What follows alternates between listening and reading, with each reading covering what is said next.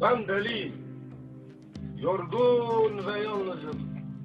Kaldırımlara misafirim. Gecenin gözleri üzerimde, denizin ortasında küçücük bir adayım, yüzme bilmem. Yüreğimi bir yerlere bırakmışım. Bıraktığım yerden çok uzaklardayım. Kapıları kapamışım üstüme, sürgüleri beynime çekmişim. Hey sabreden derviş, bana da sabretmeyi öğretsene, ben deliyim. Ama çok şey bilirim. Renkler ve zevkler hiçbir şey ifade etmez bana. Sonların başlandığı yerden, başlangıçların son bulduğu yerlere gidiyorum. Kara bir tren gibiyim yani. Bir istasyondan bir istasyona hep aynı raylar üzerinde. Ben deliyim. Yağmurun yağması benim için romantik değildir. Ben kurşun yağmurlarını bilirim. Benim güneşim batmaz, dünyam dönmez. Ayım hep mehtap halindedir. Rüzgarlarım doğudan eser. Kadehime doldurduğum hüzünle sarhoş olurum. Mezem ise bir dilim umut. Ezbere bilirim yaşamayı. Yaşarken savaşmayı, ben deliyim. Benim mevsimim değişmez. Sadece bahardır. Kuşlardan sadece güvercini bilirim. Yüreğin kanatlarıyla beraber çarpar. İnsanlardan yalnız çocukları severim. Onları da büyüyünceye kadar ben deliyim. Benim tanrım yoktur. Bir çift göze, bir güler yüze taparım. Bulmacaya benzerim. Kimi zaman soldan sağa bir nota, kimi zaman yukarıdan aşağıya eski Mısır'da bir tanrıyım. Bağıra bağıra şarkılar söylerim. Sessiz sessiz şiirler yazarım.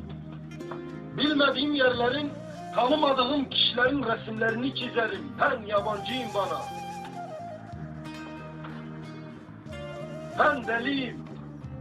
Çayım 8 şekerlidir. Sigara üstüne sigara yakarım. Parayı sevmem ama para için çalışırım. Çalışırken annemi düşünürüm, ağlarım. Alnımın teri gözyaşlarıma karışır. Babamın minibüsüyle geçmişe yolculuk yaparım. Ninemin masallarıyla annemin radyodan ezberlediği sanat müziği şarkılarını hiç bıkmadan defalarca dinlerim.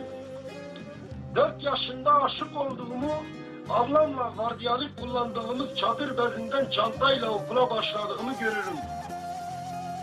Sonra babamın başımı hiç dayamadığım omuzlarında derin bir uykuya dalarım. Rüyalar görürüm, uyandığımda hiçbirini hatırlayamadığım ben deliyim. Güzel bir yaşam benim için anlam taşımaz. Ben köyleri ve yürekleri yakılmış insanlar bilirim. Kimsenin düşmanı değilim, kimseye dost olmadım, ben yabancıyım bana. Söyleyemediğim düşüncelerim vardır.